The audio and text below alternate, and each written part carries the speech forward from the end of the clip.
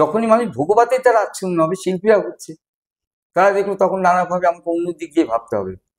আমার ব্যক্তিগত নাম করা, রাষ্ট্রের কাছাকাছি যেতে পারলে আমার বিভিন্ন রকম পুরস্কার, সেখান থেকে একটা কোথাও সাহস পেয়েছিল, শক্তি পেয়েছিল যে আম জনতা যেখানে এত মানে উত্তেজিত, অ্যাজিটেটেড বা তারা এই যে আলোড়িত, এটা লেখক শিল্পী সংঘ তারা বলছেন যে we are in search of soul, not man. মানে আমরা মানুষকে খুঁজি না, আমরা আত্মাকে খুঁজি। কাল, সময়, মানুষের যন্ত্রণা, মানুষের পরাজয় বা দেশের যে সংকটগুলো, বিশ্বের যে সংকটগুলো, এগুলো থিয়েটারে উঠে আসতো এবং তার থেকে মানুষকে একটা কোনো আশাবাদের কথা শোনানো হতো যে এখান থেকে আমাদের বেরিয়ে আসতে পারবো আমরা একদিন। নমস্কার।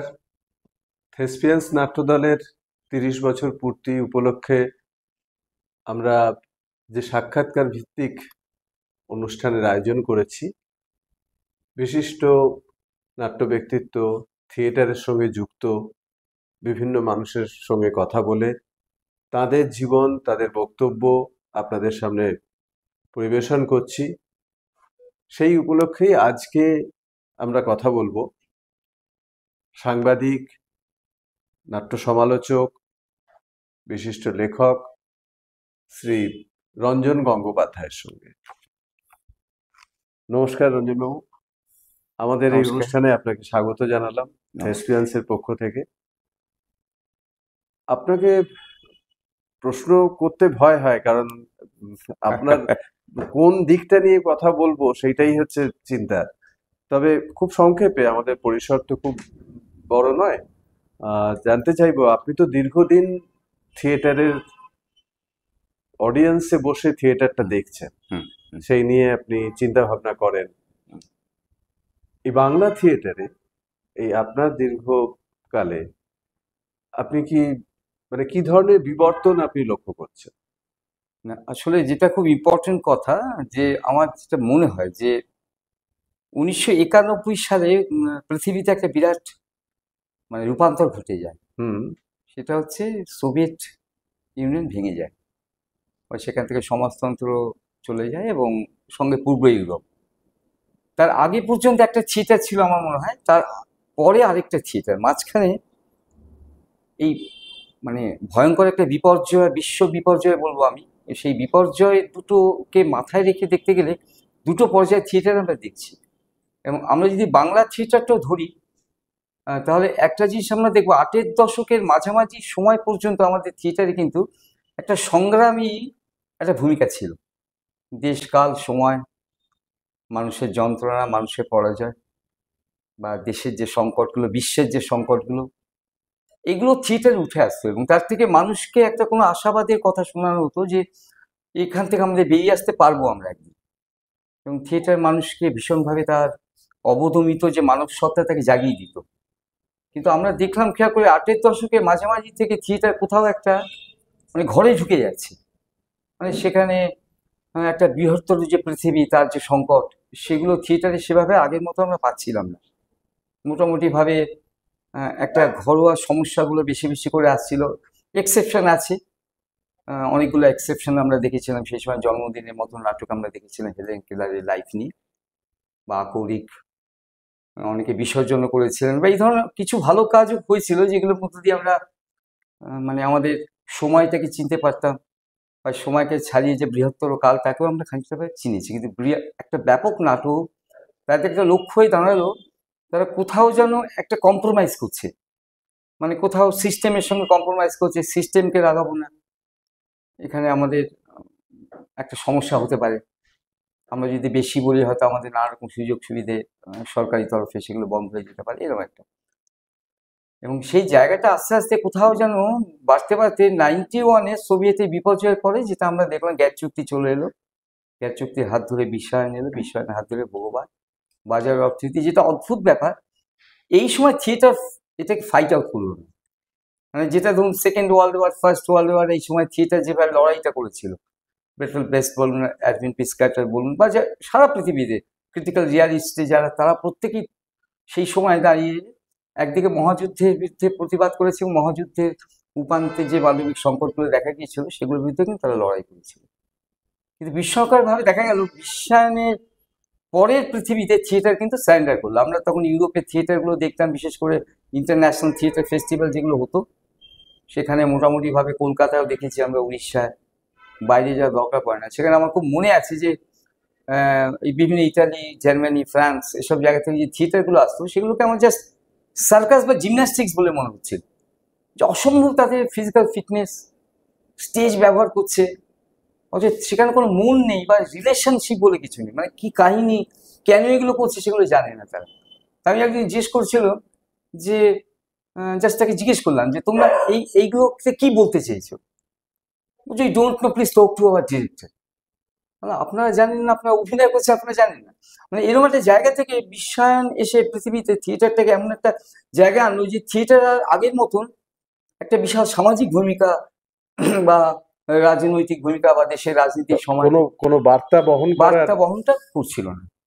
এবং সেটাই একটা চূড়ান্ত জায়গায় আমাদের থার্ড ওয়ার্ল্ডের দেশ হিসেবে ভারতবর্ষ, সেখানে যেটা আপনি বললেন যে দুটো মহাযুদ্ধের কথা, রবীন্দ্রনাথ ঠাকুরও প্রথম বিশ্ব মহাযুদ্ধ যখন হয় তার অনেক আগে রবীন্দ্রনাথ বিসর্জন নাটক লিখেছিলেন, কিন্তু 1889 হবে সম্ভব। হ্যাঁ, কিন্তু পরবর্তীকালে যখন বিশ্ব মহাযুদ্ধ হচ্ছে সেই সময় আপনি জানেন রবীন্দ্রনাথ মানে পাশ্চাত্যে যেমন রোমারোলা, অলিভার বুশ, বার্ট্রান্ড রাসেল এরা যেমন প্রতিবাদ করলেন, রবীন্দ্রনাথ তার একটা রাস্তা খুঁজে নিলেন। তিনি বিসর্জনটাকে অনুবাদ করলেন স্যাক্রিফাইস।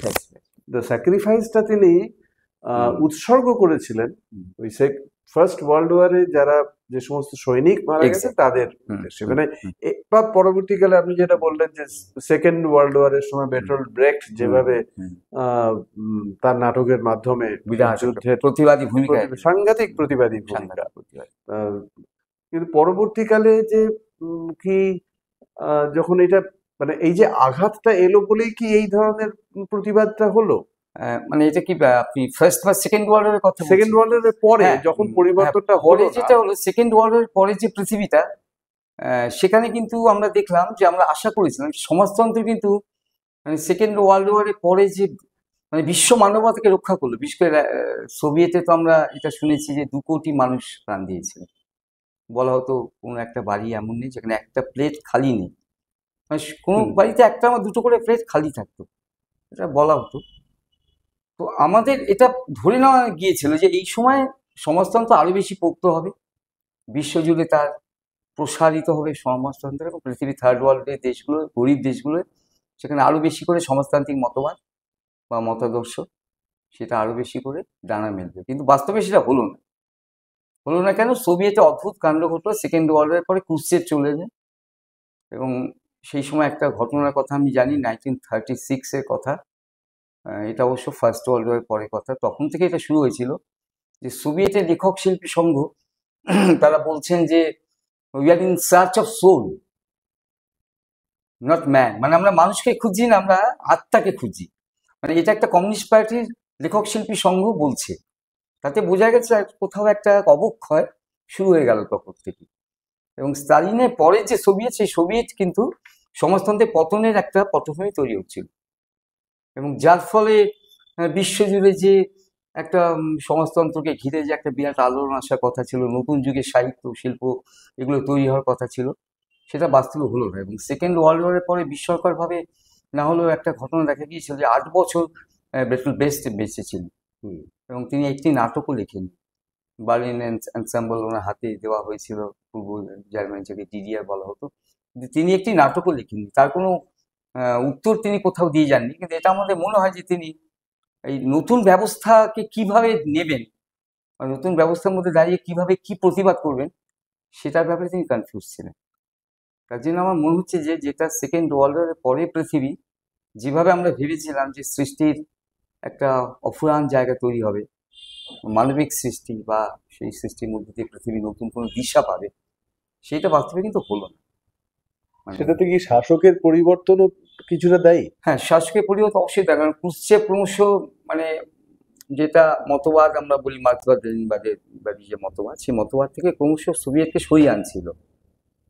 আনতে আনতে যেটা আজকে আমরা গর্বাচেভকে গালাগালি দিচ্ছি, গর্বাচেভ যে পেরেস্ট্রোইকা বা আমাদের যেগুলো সমস্ত বললো আর কি নতুন কথাবার্তা, সেগুলো কিন্তু প্রথমে তৈরি হচ্ছিল কুচ্ছেবের সময় থেকে। তবে মাঝে মাঝে বিভিন্ন আন্ধ্রপক্ষ সব এসেছিলেন বা ব্রেসনেট, তারা জাস্ট আটকে রেখেছিলেন যে আমরা কোনোভাবে ক্ষমতাটা থাক। কিন্তু বাস্তবে ভেতরে সমাজতন্ত্রের যে মানে মতবাদ, যেটাকে আমরা বলি, যা মতাদর্শগত যে ভিত্তিভূমি, সেটা ক্রমশ ক্ষয় প্রাপ্ত হচ্ছিল, এবং যার ফলে গোটা পৃথিবীর বাকি পৃথিবী যে ইন্সপায়ার্ড হওয়ার কথা ছিল সেটা কিন্তু হয়নি, এবং আলটিমেটলি বিশ্বায়নের পরে, সোভিয়েত ভেঙে যাওয়ার পরে সেটা। আমাদের বাংলা থিয়েটারেও 60-এর দশকে 70-এর দশকে যে ধরনের নাটক হতো, প্রতিবাদী নাটক বা সমাজের চিত্রটা তুলে ধরার মতো নাটক, সেইটা পরবর্তীকালে নাটকের ধরনটা বদলে গেল।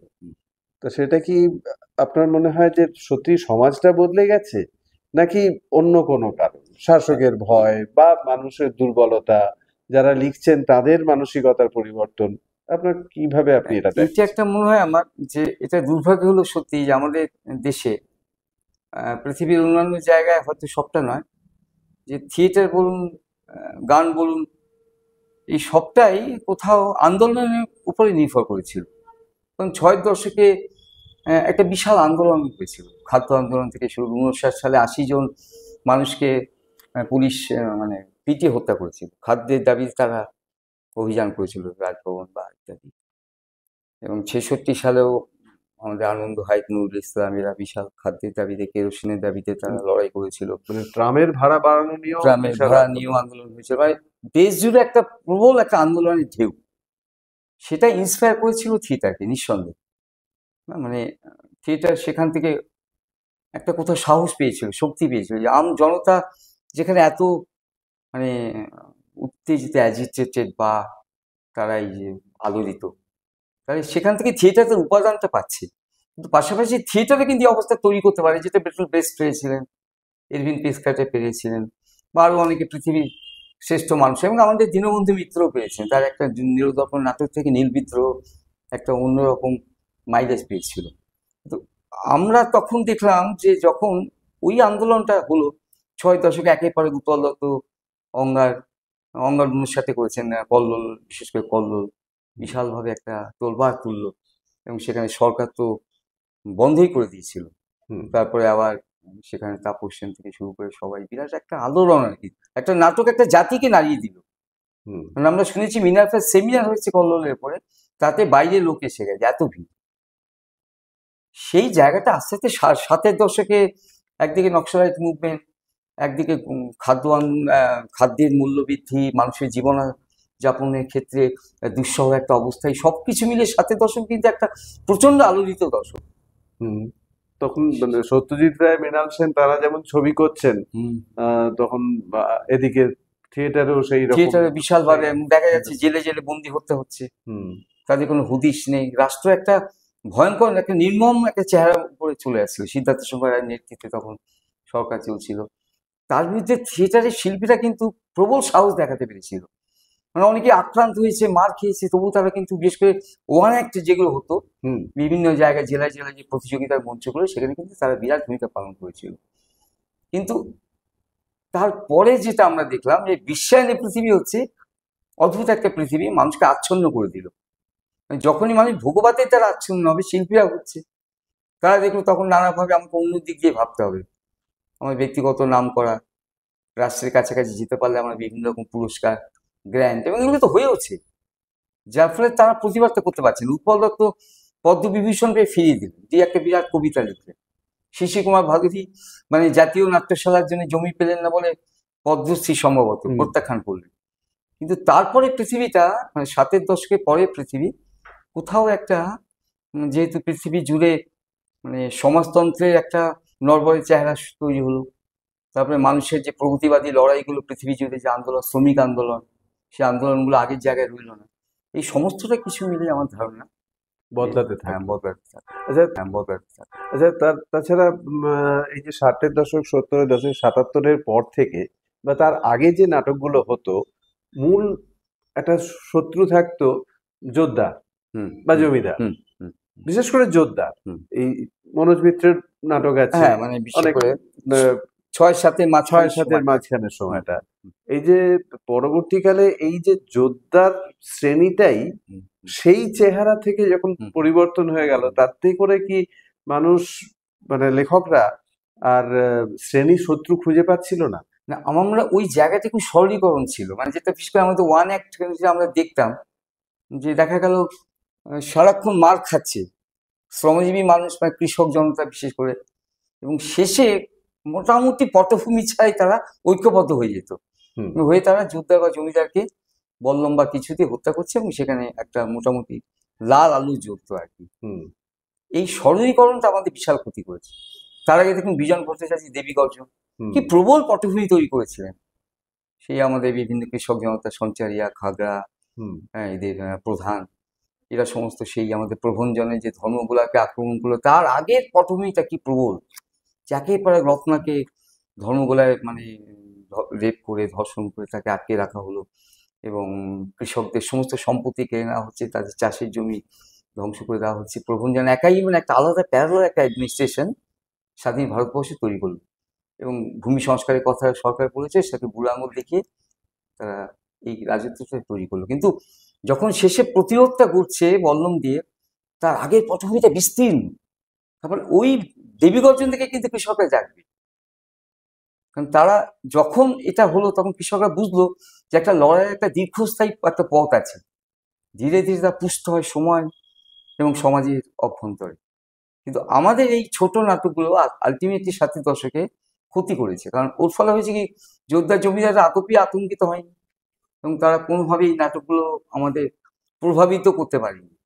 কিন্তু এই না করতে পারার ফলে 60-এর দশকে যখন কেটে গেল, তখন কিন্তু আক্রমণটা প্রবলভাবে এলো, কারণ আমাদের থিয়েটার যে ভূমিকাটা পালন করতে পারতো, যেটা কল্লোল পেরেছিল, বা তার আগে অঙ্গার পেরেছিল, বা মানুষের অধিকারে পেরেছিল, বা বিজন বাজার দেবী গর্জন পেরেছিল, বা নবান্ন পেরেছিল, এগুলো যেভাবে পেরেছিল ভূমিকাটা পালন করেছিল, বা ইভেন চাঁদ ভাঙা মধু বলা যায়, 60-এর দশকে সাংঘাতিক ভূমিকা পালন করেছে, যে উপলব্ধ মনোজ মিত্রকে এসে জড়িয়ে ধরেছিলেন, এরকম একটা নাটক লেখা যায়, ওটা দিকেও কিন্তু প্রবলভাবে। এবং ওখানেও ওই যে আমাদের অঘোর ঘোষ, তাকে যে সময় বাদামি মানে ওই সাপটা মরে গেছে, সাপটা বুঝতে পারিনি, মানে মেরে ফেলেছিল আমাদের ওই ওর বাবা আর কি, বোধহয় চরিত্রটা, যাই হোক, তো ওই হাঁড়ির মধ্যে ওটাকে রেখে মেরে ফেলে, সাপটা নিয়ে ঘুরে যখন অঘোর ঘোষকে বিরুদ্ধে একটা প্রবল প্রতিরোধ গড়ে তুলছে, তখন এই প্রতিরোধের পটভূমিটা কিন্তু বিশাল ছিল, মানে তখন আর কিছু করাই যেত না,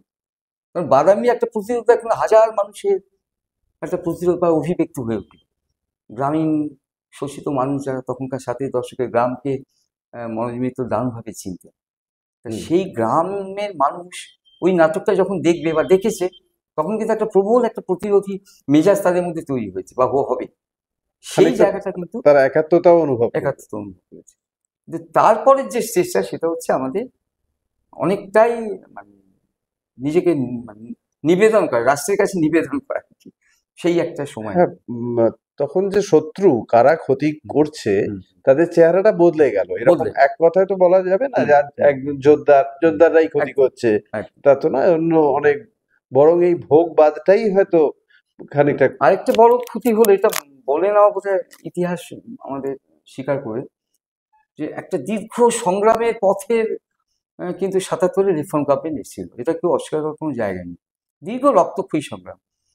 এটা হঠাৎ করে যে একটা মানে 8-এর দশক বা এই 6-এর দশক বা 5-এর দশকের লড়াই না, তারও আগে থাকতে লেফট মুভমেন্ট যেভাবে আস্তে আস্তে একটা লড়াইয়ের মধ্যে দিয়ে তৈরি হচ্ছিল, মানুষের মানে মনের ভেতরে তৈরি হচ্ছিল, সেইখানে ক্ষমতাটা কোথাও সরকার আসার ফলে একটা সময় পরে মানে প্রতিবাদী জায়গাটা সবাই ভাবতে শুরু করলো, আমি সরকারের বিরুদ্ধে যদি বলি, মানে সরকার আর পার্টি যে এক না, এটাকে খানিকটা গুলিয়ে ফেলবে, তাহলে হয়তো আমাদের সরকারের কাছ থেকে যা সব পেতে পারি, আমরা এক্সপেক্ট করতে পারি, সেটা হয়তো আমাদের থাকবে না। সেটা একটা মানে বড় ভুল হয়ে গেছে, কারণ আমরা গ্রামাঞ্চলেও দেখেছি কেউ যদি মানে সরকার বা পার্টির বিরুদ্ধে কোনো নাটকে বক্তব্য রাখতো, হয়তো সেই বক্তব্যটা খুবই জরুরি, যেটা ভীষণভাবে স্ট্যালিনের ক্ষেত্রে হয়েছিল, মানে আঙ্কল ভানিয়া যখন অভিনয় হচ্ছিল মস্কো আর্ট থিয়েটারে, তখন স্ট্যালিনকে সমস্ত প্রোলেট বলা হতো, মানে প্রোলেটারিয়েট, অতি অতি বিপ্লবী, তারা বোঝাতো যে এই নাটকটা করতে দেওয়া যাবে না, এবং স্টালিনের সময় হচ্ছে না। তখন একটা সময় পরে উনি বললেন, ঠিক আছে আমি দেখবো, কিন্তু 8 ঘন্টা বেশি দেখবো না। তো উনি 8 ঘন্টা দেখার কথা বলে পুরো নাটকটা দেখলেন, এবং সাংবাদিকরা ঘিরে ধরেছে সমস্ত, যে আপনার মতামত দিন। তখন বলেছেন যে সোভিয়েত জীবনের সবচেয়ে প্রয়োজনীয় নাটক, কারণ আমাদের ভুলটা দেখিয়ে দিচ্ছে। এই নাটকটা আমাদের যে আমরা যে প্রশাসন চালাচ্ছি বা সেখানে কোথায় কোথায় গলত আছে, শিল্পীদের এটাই কাজ। তো সেই কাজটা আমাদের তখন কিন্তু খানিকটা হলে বন্ধ হলো, কারণ যারাই ওই নাটকগুলো হতো বা আমরা যারা বিচারক অনেক সময় থাকতাম, তারা ওই নাটকগুলোকে প্রাইজ দিয়ে দিলেই উপর থেকে একটা চাপ আসতো, এটাকে কেন দিলে। মানে এটা একটা জায়গা তৈরি হয়েছিল, এই জায়গাটা একটা জায়গা ছিল। তারপর অটোমেটিক্যালি মানে বিশ্বায়ন যখন এসে গেল বা ভোগবাদ এসে গেল, সারা পৃথিবীতে তার একটা ভীষণ, তার ফিলসফিক্যালি সেটা আমাদের অ্যাটাক করলো। মানে ভোগবাদটা নিয়ে আর ভোগবাদ না, কারণ একটা সাধারণ মানুষ কি ভোগ করবে, তার তো টাকা নিয়ে পয়সা নিয়ে সে কিনতে পারবে না, কিন্তু ফিলসফিক্যালি তার মধ্যে একটা লোভ সঞ্চারিত হলো। সেখান থেকে দুর্নীতি, নানান অনাচার, এটা সে করে টাকা পয়সা আয় করার চেষ্টা, এটা করে বলতে গেলে হিউম্যানিটি অ্যাজ আ হোল মানে ডিস্ট্রয়েড হতে থাকে। ন্যাচারালি থিয়েটার যারা করছে তারা তো আমাদের এই সোসাইটি থেকে, তারাও তো চিন্তা করলো থিয়েটারের মধ্যে আমি একটা বৃহত্তর প্রতিবাদ, যেটা 6 বা 7-এর দশকে করা গেছে, সেটা যদি এখন আমি করতে যাই তাহলে হয়তো আমার সংকট হতে পারে। তার চেয়ে মোটামুটি মাঝে মাঝে একটা বক্তব্য রেখে একটা কম্প্রোমাইজ করে যদি আমি করতে পারি, তাহলে আমার পক্ষে সম্ভব। এই চারটে জায়গা তৈরি না, হতে পারে। আমাদের ভারতীয় থিয়েটার তো বহুদিনের। ভারতীয় থিয়েটারকে যদি আমরা সংক্ষেপিত করে শুধু বাংলা থিয়েটারের কথাই বলি, এই বাংলা থিয়েটারও যে যতদিন ধরে মানে সেই পারিবারিক থিয়েটার থেকে যেটা শুরু হলো, তারপর বাণিজ্যিক হ্যাঁ, থিয়েটার, তারপর উম, পাশাপাশি অফিস ক্লাবের থিয়েটার, তারপর গ্রুপ থিয়েটার, এইভাবে যে পরপর যাচ্ছে। তো এই তার জন্য নাটক লেখা হয়েছে, নাটক লেখা এবং নাট্য প্রযোজনা করা, এইটা আপনি দীর্ঘদিন ধরে দেখছেন। তো আমার একটা প্রশ্ন আপনার কাছে থাকবে যে আপনি এটাকে কিভাবে দেখেন, যে সমাজ নাটককে বা থিয়েটারকে ইন জেনারেল বেশি প্রভাবিত করেছে, না থিয়েটার সমাজকে প্রভাবিত করতে পেরেছে? হ্যাঁ, আমার মনে হয় যে একটা সময় পর্যন্ত এটা সমান সমান ছিল আর কি। কারণ সোসাইটির বিভিন্ন রকমের আমাদের যে মুভমেন্টগুলো বা নানা ধরনের এই মুভমেন্টগুলো থিয়েটারকে ইন্সপায়ার করেছিল, আবার থিয়েটার কিন্তু করেছিল, কারণ অনেক থিয়েটার আমরা দেখেছি তখনকার দিনে, গ্রামাঞ্চলে বিশেষ করে দেখেছি, বা আধা শহর আধা গ্রামে দেখেছি তখনকার দিনে, যেগুলো আধা শহর ছিল, এই সোদপুর বা আমাদের আগরপাড়া বা আরও এই সমস্ত নর্থের বিভিন্ন জায়গা বা বর্ধমান, এখানে দেখেছি যে সমস্ত কাজকর্ম ফেলে বাড়ির মহিলারা, ইনক্লুডিং মহিলারা, থিয়েটার দেখার জন্যে বিশাল ভিড় করে আসতো, এবং এই থিয়েটারগুলো পরে তারা ব্যাপক আলোচনা করতো। মানে আমরা দেখেছি যে তারা কোনো চরিত্র ঠিক ঠিক আসছে কিনা, বা তারা আমাদের কথা বলতে পারছে কিনা, বা আমাদের যে সংকটগুলো আছে, হয়তো কোনো কৃষক জনতা গ্রামাঞ্চলে, তারা কিন্তু পরের দিন অনেক সময় আমরা নিজেরাও মিট করেছি, তারা হয়তো রাস্তা দিয়ে যাচ্ছি, আমরা বলছি কালকে তো আপনারা ছিলেন, এটা কি নাটক হলো, আমাদের লাইফ এরকম নাকি, আমরা কি এরকম ভাবে কথা বলি, বা আমাদের সংকটগুলো কি এরকম, আমরা তো খেতেই পাই না এরকম, কই সেসব কথা তো এখানে দেখলাম না। তাই বোঝা গেল একটা সচেতন দর্শকও তৈরি হয়েছিল। মানে থিয়েটার যেমন একদিক দিয়ে সোসাইটি থিয়েটারকে মানে ইনফ্লুয়েন্স হচ্ছে সোসাইটি দ্বারা, অ্যাট দ্য সেম টাইম দর্শকও কিন্তু তৈরি হচ্ছিল, যারাও থিয়েটারকে কিন্তু কোনো না কোনোভাবে প্রভাবিত করছিল। মানে এটা এটা দুটো দিকটা আমার মনে হয় একটা পর্যন্ত ভীষণ রকমভাবে সমান সমান ছিল। কিন্তু আজকে আমার, যদি আমি বলি 21 শতকের এই সময়টা বা 21 শতাব্দী, এখন আমার আদৌ মনে হয় না যে সোসাইটি খুব একটা থিয়েটারকে কোনোভাবে প্রভাবিত করতে পারছে। থিয়েটারই বরং সোসাইটিকে প্রভাবিত করতে পারছে, একটা এন্টারটেনমেন্টের জায়গা, একটা থিয়েটারে কোনো স্টার, সেইভাবে যাদের আমরা স্টার বলে মিডিয়াগুলো তুলে ধরে, তারা থাকলে কিছু টিকিট বিক্রি হচ্ছে, বা থিয়েটারের মধ্যে খুব একটা বেশি রাজনৈতিক বা সামাজিক বক্তব্য অনেকে পছন্দ করছে না। আলটিমেটলি সেখানে একটা এন্টারটেইনমেন্টের ব্যাপার আছে। যেমন আমরা চেতনার মারির সংবাদ, মারির সংবাদটা নতুন করে আবার করা হলো। সেই মারির সংবাদে দেখা গেল এটা একটা ভীষণ ইনস্ট্যান্ট একটা মারির সংবাদ। মানে আমরা যখন 7-এর দশকে মারির সংবাদ তৈরি হয়েছিল, সমস্ত অজানা অচেনা আনকরা ছেলে মেয়েদের নিয়ে অরুণ মুখোপাধ্যায় অল্প বয়স ছিল, তিনি করেছিলেন। প্রথম দিকে লোকজন হয়নি, তারপরে মানুষ যখন বুঝতে পারলো, এই থিয়েটারের বার্তাটা বুঝতে পারলো, একটা সেম টাইম একটা ভীষণ ভালো মিউজিক্যাল নতুন ফর্মটা, ফর্ম ভীষণ একটা। নতুন ফর্ম, প্রবল ভিড় হওয়া শুরু হলো। হুম। এখন যেটা দেখা গেল, এবারে এই বাড়ির সংবাদে কিন্তু 50 বছরে চেতনা হচ্ছে, যে সেখানে শুধুমাত্র কিছু সিরিয়াল বা সিনেমার, এবং হঠাৎ করে কেউ হয়তো একটা সিরিয়াল করে ফেললো বা একটা সিনেমাতে নাম করে গেল, তাকে নিয়ে আসা হচ্ছে, মানে একটা খুব পরিকল্পিতভাবে এবং ভেবে একটা প্রোডাকশন করা হলো, যেখানে আদপে আমরা সেই মারিচ সংবাদে আলো আর আগুনটা পেলাম না। মানে থিয়েটারের মধ্যে আলো আর আগুন থাকে তো, সেই আলো আর আগুনটাকে কোথাও যেন মানে নিভিয়ে দেওয়া হচ্ছে।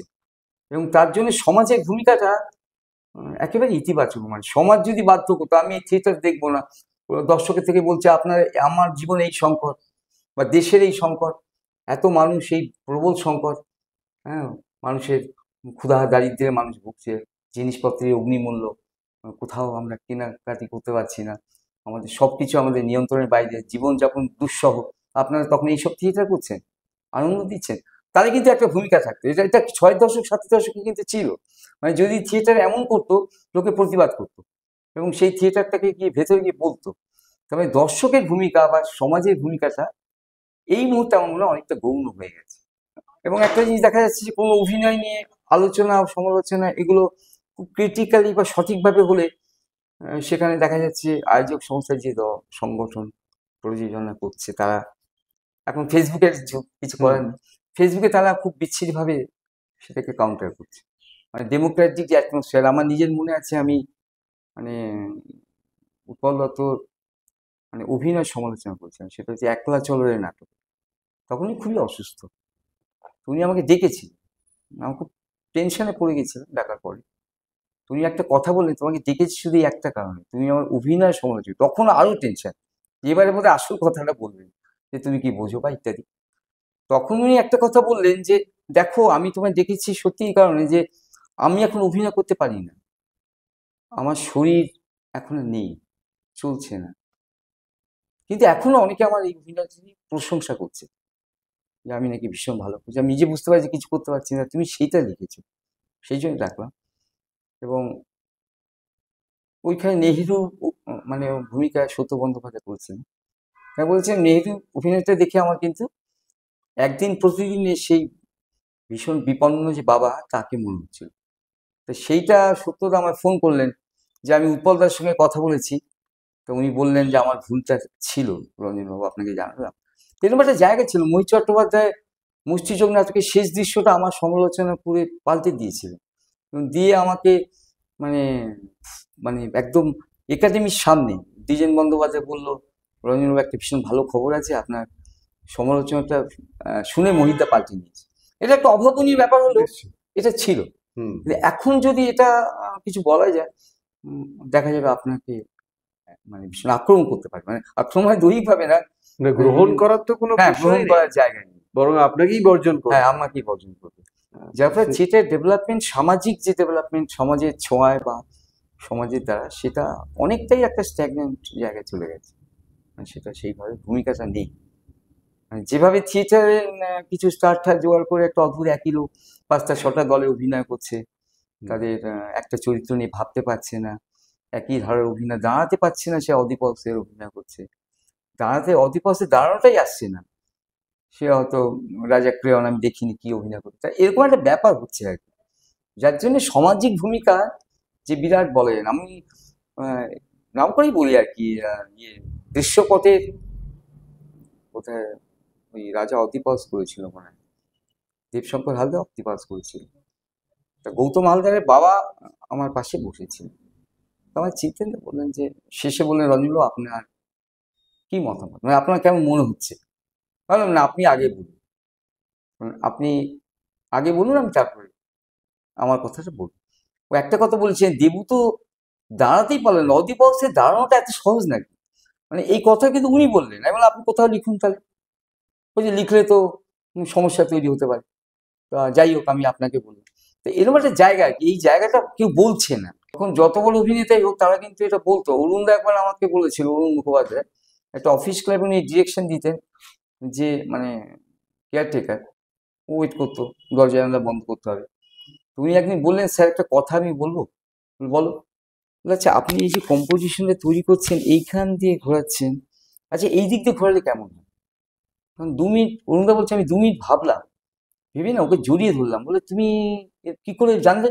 বলে না স্যার আমি কিছু জানি না, আমার একটা মনে হয় যেটা আমার ছবিটা আপনার যেটা আগে দেখালেন সেই ছবিটা যা আছে এই ছবিটা ভালো আছে। তো অরুণা বললেন যে আমি ওটাকে গ্রহণ করেছিলাম, মানে একজন কেয়ারটেকারের এটা ছিল, সেই জায়গাটা এখন আমাদের থিয়েটারে অনেকটাই নেই, যার জন্য ডেভেলপমেন্টটা অনেকটাই সেই অর্থে নেই। মানে আমরা মনে করছি আমি নিজেই খুব ভালো করছি, কিন্তু শেষ জায়গায় পৌঁছে গেছে। হ্যাঁ পৌঁছে গেছি, কিন্তু দর্শকের মতামতের আমার খুব একটা দরকার নেই, এমনি দর্শক আসছে ভিড় করবে, এটা আর কি।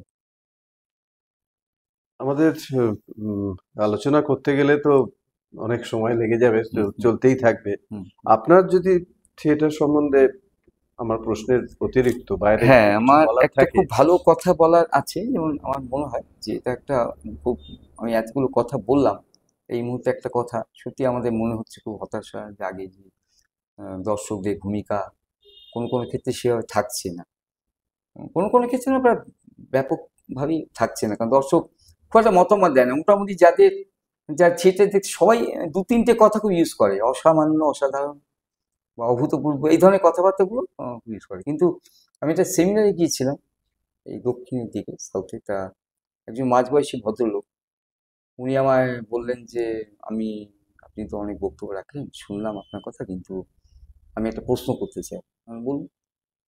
বলছে আচ্ছা আমি কেন থিয়েটার করবো, এত বছর তো আমি থিয়েটার করেছি, এখন আমার মূল প্রশ্ন জাগছে আমি আর থিয়েটার করবো কেন, বা ধরুন আমি দর্শক হিসেবে যদি আপনাকে প্রশ্ন করি আমি থিয়েটার দেখবো কেন। আমার খুব সাংঘাতিক প্রশ্ন। দেখুন এর তো উত্তর দেওয়া যায় না একবারে, আমি এটা বলে দিতে পারবো না আপনি কেন দেখবেন কেন দেখবেন না, এর অনেক কথা বলা যায়। থিয়েটার করলে আপনি একদিকে আবার আপনি নেগেটিভ দিক থেকে দেখতে পারেন, থিয়েটার তো মানুষকে এখন নতুন প্রজন্ম তাদেরকে কোনো কিছু দিতে পারে না, বা থিয়েটার করে জীবিকা নির্বাহ করা যায় না, এগুলো এক একটা দিক ছেড়ে দিন। কিন্তু পজিটিভ দিক থেকে এটা সবাই বলবে যে থিয়েটার সমবেত জীবনকে গ্রহণ করতে শেখায়, বা ভাবনা অনুভূতিগুলোকে ভাগ করে থাকতে শেখায়, একসঙ্গে থাকতে শেখায়, বা থিয়েটারের মধ্যে দিয়ে আমার ভেতরের মানুষকে আমি জাগিয়ে তুলতে পারি, আমার ভেতরে যেগুলো আনডিসকভার্ড আছে সেগুলোকে আমি ডিসকভার করতে পারি, এগুলো একটা আছে। কিন্তু আমার মনে হয় যেটা সবচেয়ে বড় কথা, আপনি আপনি যখন থিয়েটারটা করছেন, তাহলে আপনি থিয়েটার করার মতো সত্যের কাছাকাছি আপনার পৌঁছে যায়, থিয়েটার আমাদের পৌঁছে দিতে পারে, সত্যে পৌঁছে দিতে পারবে কিনা জানি না, কারণ সত্য অনেক বড়, সেটা তার শেষ কোথায় আদি অন্ত আমরা জানি না, আমরা শুধু সার্চ করি। বলছি আমি তো বুঝলাম না কিছু, কিন্তু আমি আপনাকে দু একটা কথা বলতে পারি, যেমন ধরুন বীরেন্দ্র চট্টোপাধ্যায়ের একটা কবিতা আছে জন্মভূমি আজ, হয়তো আপনি পড়েছেন কিনা জানি না, সেখানে একটা লাইনের কথা শুধু বলছি যে যে মানুষ গান গাইতে জানে না, যখন প্রলয় আসে সে বোবা এবং অন্ধ হয়ে যায়।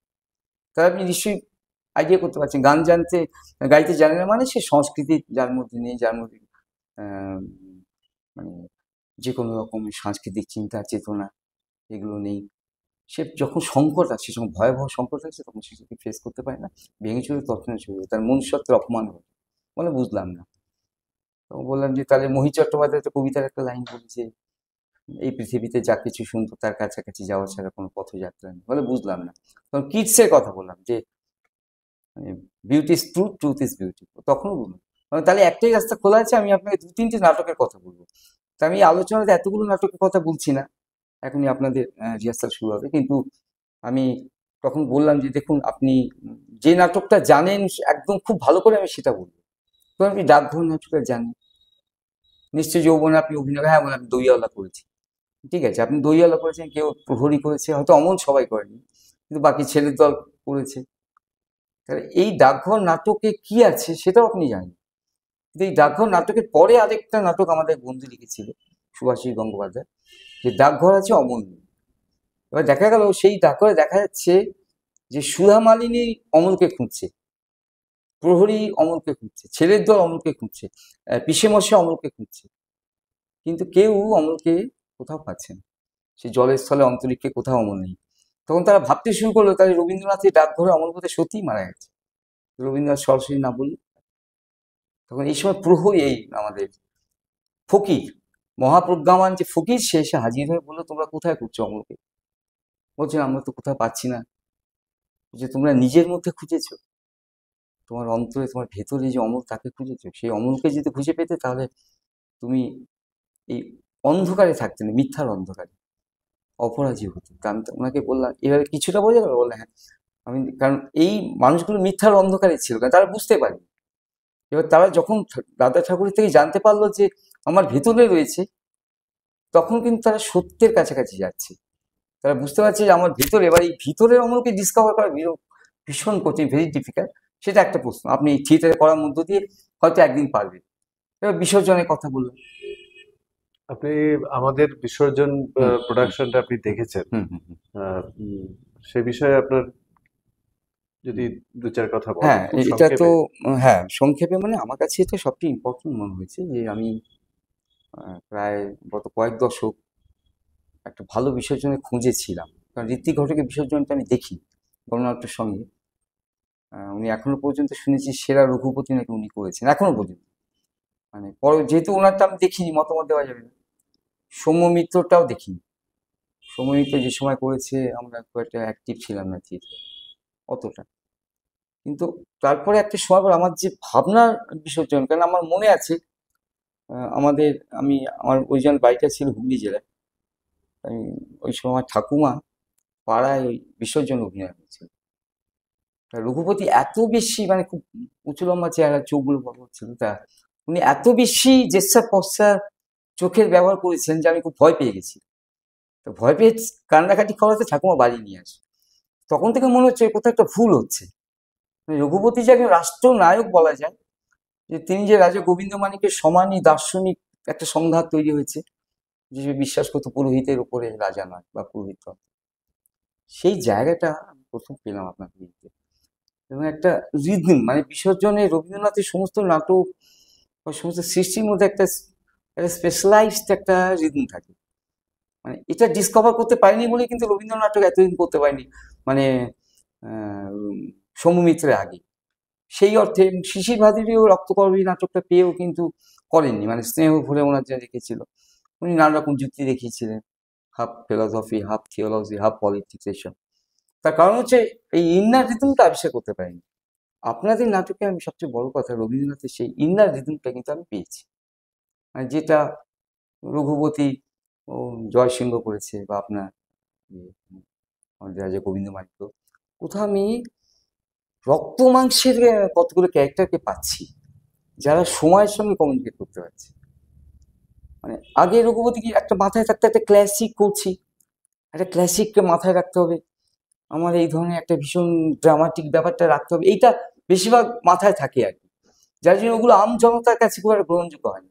মানে বিসর্জন যখনই দেখতে যায় আম জনতা ভাবে আমি কি বুঝবো, উনি বাবা রবীন্দ্রনাথের এই বিশাল নাটক। এটা আপনাদের সবচেয়ে বড় সাকসেস বলে আমি মনে করি, যে রবীন্দ্র নাটককে আম জনতার কাছে গ্রহণীয় করে দেওয়া যায়, সেটা কিন্তু আপনারা করতে পেরেছেন। মানে রবীন্দ্রনাথের ইন্নার রিদম বিসর্জন, সেটা খুব ইম্পর্টেন্ট, সেইটা আপনাদের প্রযোজনের মধ্য থেকে আমি পেয়েছি।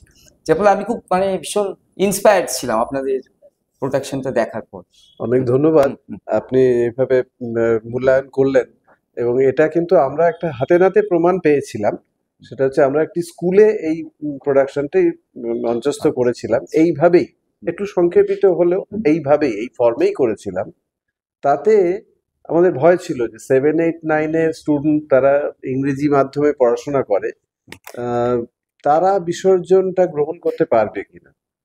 কিন্তু উম, আমার আমার এই ভাবনার জন্য আমাকে পরে লজ্জিত হতে হয়েছে যে আমি দেখলাম যে তারা আমাদের অনেক তথাকথিত বোদ্ধা দর্শকদের চেয়ে অনেক ভালোভাবে বিসর্জন গ্রহণ করেছেন। এবং আমরা তারপরে একটা ইন্টারাকশন তাদের সঙ্গে করেছিলাম, একটা সেশন রেখেছিলাম।